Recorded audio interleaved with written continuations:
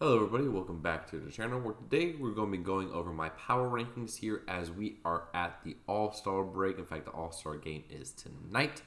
So it is a good halfway point to see where teams are standing and who we think might be buyers and sellers at the trade deadline this year. Should be a very, very interesting next month. But let's go ahead and get started with the New York Yankees, who are currently sitting a game out of the playoffs, fourth in their division, behind the Orioles, Rays, and Blue Jays, and like I said, a game back of the final wild card spot. It's interesting to see what the Yankees are doing because they just got Carlos Rodon pitching.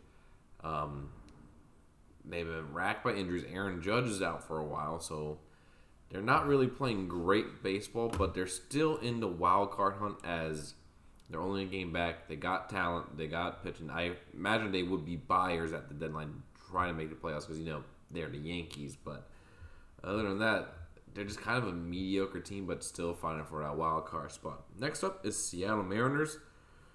Seattle has been very disappointing. They're right around 500, not really playing well. In fact, they're also 4 games back of the final wild card spot. Not great. They're going to go in trash, high trash, but not great. Expected a lot more out of them coming this season. Hitting has really, really struggled. Julio Rodriguez has struggled in his second year, so wondering what's happening there. Pitching has not been great. So Seattle, sorry, you're not good again. Not bad, but not good. Next up is Tampa Bay, the now second best team in all of baseball. Still best in the AL. They have been struggling a bit recently, but that's because their pitching staff has dealt with a massive amount of injuries. But this offense is legit. Pitching is legit when it's healthy. They're still World Series contenders, still the best team in the AL, so they're going to go there. Next up is the Toronto Blue Jays, who are holding that final wild card spot in the AL ahead of the Yankees. This is just a team that's very inconsistent, not really. They go very, very hot and then very, very cold, back and forth between the two. But they're still competing for that wild card spot. I expect them to be there at the end of the year. The AL East is just a monster going on right now, so there is that. Next up is the Miami Marlins, a team who does not hit a lot of home runs, does not wow you offensively, but they're still one of the best offenses in baseball because they just get on base. Luis Arias is like flirting near 400 every week. Basically the modern day Tony Gwynn, and their pitching is fantastic. Currently, they hold the top wild card spot in the NL. They are playing absolutely fantastic. They will be leading the other 2 divisions in baseball in the NL if they weren't, in the same division as the Atlanta Braves. I'm actually going to move them up to division as I think they can make some noise in the NLDS. And like I said, if it weren't for the best team in baseball right now, they would be winning their division, which is saying something a lot. Next up, the St. Louis Cardinals, who are currently 11 games back of the final wild card spot in the NL. This team has been a massive, massive disappointment. Everyone thought they would come in, lead the Central Division, and they haven't, even with the Central being trash, basically. These guys are going to be sellers at the deadline. I don't see why they wouldn't be. They need a hard reset. They're not in the worst, as there's 2 teams that are just a few teams that just definitely belong there, but they're definitely in trash. Next up is the Houston Astros, who are currently in the second wild card spot, tied with the Blue Jays for that, and are 2 games back of the Texas Rangers in the division. Even with some of their hitters not doing well, being injured, especially Jose Altuve being injured all year, and Yordan Alvarez being out for a bit.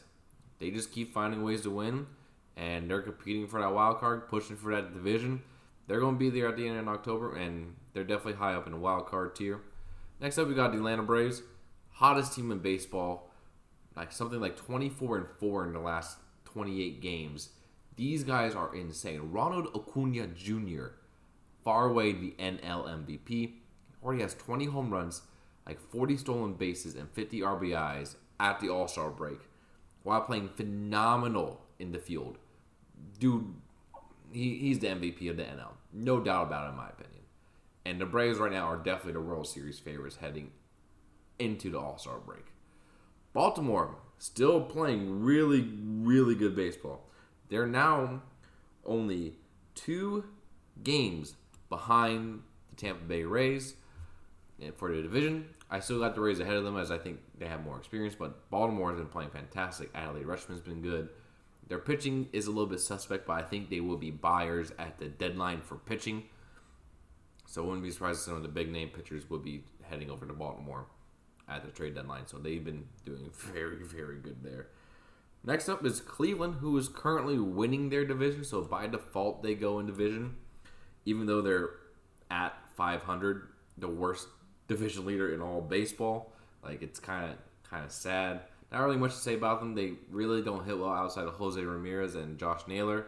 And the pitching has been kind of suspect, but they're still winning their division. But the AL Central is by far the weakest in all of baseball. And that's with the NL Central being terrible. Next up is the Colorado Rockies. Trash. Honestly, they're going to go in the worst.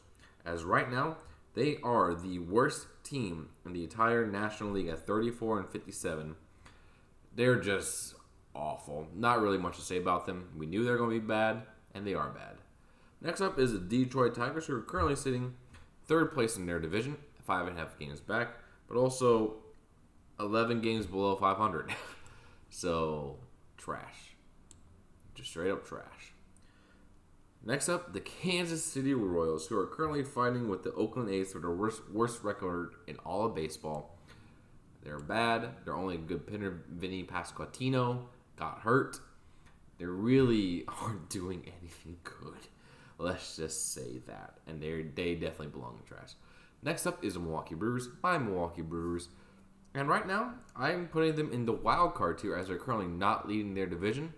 But they're only a game back at the Reds in their division, and they're half a game back on the final wild card spot in the NL. They've been getting hot, and they haven't been healthy and pitching all year long, which is concerning. But they're going to get Brandon Woodruff back. Corbin Burns is finally starting to settle in. Wade Miley's been good on the pitching staff. Christian Yelich is returning to an all-star level player, hitting him 285 again with 11 home runs, 21 stolen bases, a good OPS. He's been playing really, really good for the Brewers, and they'll be there at the end of October. They're going to be scrappy, going to be hungry. Now, will they get far in the playoffs? I don't think so, especially got to go against Atlanta, but they might surprise some people, so keep an eye out for the Brew Crew. Next up is the LA Angels, who are 1 game below 500, 5 games back in the wild card, and they have the AL MVP in Shohei Ohtani, who's doing everything in his power to put this team on his back. He has 32 home runs at the All-Star break, hitting over 300, and has a ERA around 3 and over 100 strikeouts. Dude is playing on a whole nother level, and the Angels can't do jack. What the heck is wrong with his team? You got Mike Trout and Shohei Ohtani. And Mike Trout has been Mike Trout. But he's been pretty good this year before going down with injury. And you got Shohei Ohtani doing his thing. And you can't even make the dang playoffs with another position? Shame on you. Shame is all I have to say for that. Moving on. Oakland. Trash. They're moving to Vegas. Nothing to say. Brent Rooker's going to be traded. He's decent. Phillies. Now this one's an interesting one, as they're also currently with the Brewers, half game back of the wild card spot. But the problem is, their division, they're way behind compared to Milwaukee. They're 12 games back of the Atlanta Braves compared to Milwaukee's 1 game. So they have to make the wild card in order to make the playoffs because they're not catching Atlanta. They're just a weird team that's very inconsistent. They get hot, they get cold, but interesting to see what they do. Pittsburgh, I'm sorry to put you here, but you're back in trash. Had a fun start. You got some good players to build upon, but you just kind of just fell off a bit, as many people expected. But you got some interesting pieces. Keep Brian Hayes. O'Neal Cruz should get back healthy. You extended Brian Reynolds for the first $100 million contract in your franchise's history, so it looks like you guys are actually trying to invest, which is a good sign for the fan base. So, in a couple years, we'll keep an eye on you. But for now, yeah, you're not that great. Next up is the San Diego Padres. I'm sorry, guys. They're trash. They have been bad this year. They're currently 43 and 47, 8.5 games back of their division, and they're 6 games back of the wild card. They just haven't been. Like, it's weird because they have individuals playing well. The pitching staff has been relatively good. Josh Hader's been electric in the bullpen. And some of their hitters have been, Fernando Tatis has been good, but they're just not consistent enough in the hitting department. It's all home run or bust for this team, and you can't win baseball like that. They might. This is a key month for them. If they are able to get back in the hunt, they should be okay. But if they still falter, wouldn't be surprised if players like Josh Hader, Blake Snell, potentially get traded. So this is a very, very key month for the San Diego Padres. Next up is Texas. They're in division tier. They're winning their division. They've been playing very well. Their offense has been incredible. Marcus Semien and Corey Seager have been fantastic. Adolis Garcia has been good. Jonah Heim has been good. Pitching is a little worrisome as Jacob deGrom is out long term again, and some other pitchers have not been performing as well recently.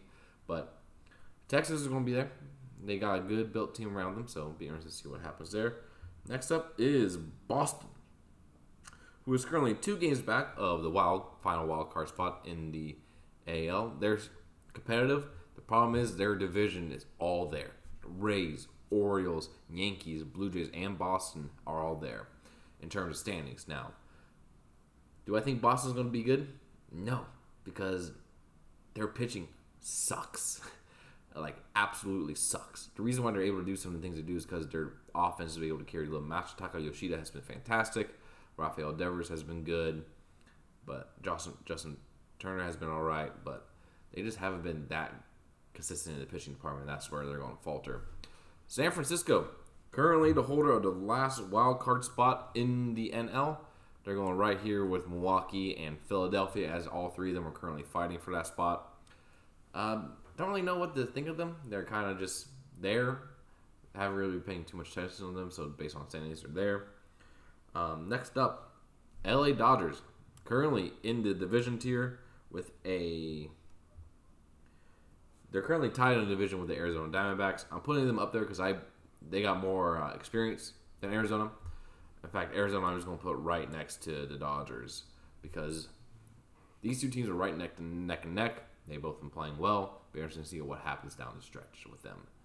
Arizona, they got presumptive Rookie of the Year in Corbin Carroll, who's been absolutely fantastic. Like, dude's legit. Like, seriously. So it'll be interesting to see how these 2 teams attack the trade deadline. Will like Diamondbacks just stand pat, wait for the guys to develop, or will they add pieces to them? Be interesting to see. New York Mets, you're going right next to the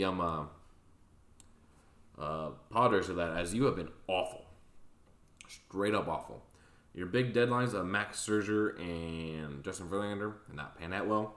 Currently 42 and 48, 18.5 games back in their division, and in the wild card, they are 7 games back of the last spot. They have not been good. Pitching has not been great, even though Kodai Senga has been fantastic. Hitting, not great. So, just not really good all around for the New York Mets. Chicago White Sox, you're trash. Don't have much to say about that. Luis Roberts is really the only thing going for you. So, there's that. Minnesota, I'm putting you in trash as you're below 500, but you're still in their division race, so can't really do too much for you there. Chicago Cubs, you're trash. You're just kind of there, middle of the road. It's interesting to see. Then we got Washington, the second worst team in the NL. They're going to be down there. And now an interesting team in the Cincinnati Reds. They are actually looking very, very good in terms of their young players. They're currently leading the NL Central by a game. Nobody expected the Reds to be there, if I'm being honest. I didn't either. I thought it was going to be Cardinals and Brewers, not the Reds and the Brewers fighting for that division. But the Reds, they got some great young players. Matt McClain has been good. Spencer Steer's been good. They got some older guys like Jonathan India, TJ Friedel, Jake Fraley all producing well. They just got Joey Votto back healthy, and he's been mashing the baseball with home runs every day and been a great locker room presence. But the main guy, Ellie De La Cruz,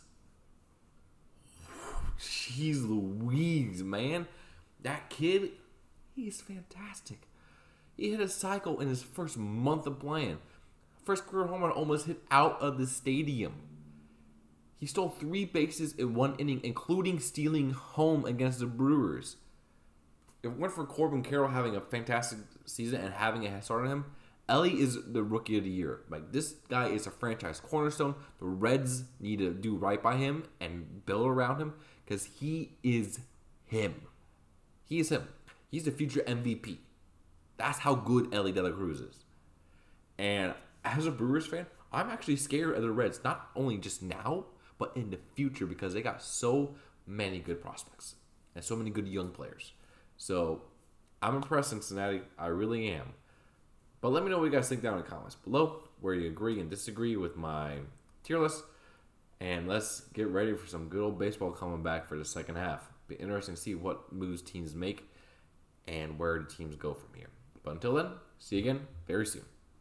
See ya.